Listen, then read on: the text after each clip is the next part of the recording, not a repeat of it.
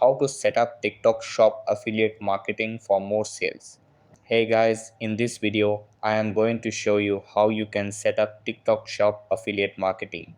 So make sure to watch this video till the end and let's get started. So in order to set up TikTok shop affiliate marketing, you have to follow these steps. So if you are a seller, then you have to follow these steps. Step 1, log into TikTok shop seller center. Step 2, click the affiliate marketing button at the top. Step 3, create an affiliate plan based on your needs. And if you are a creator, then you have to follow these steps. Step 1, get permission to sell products.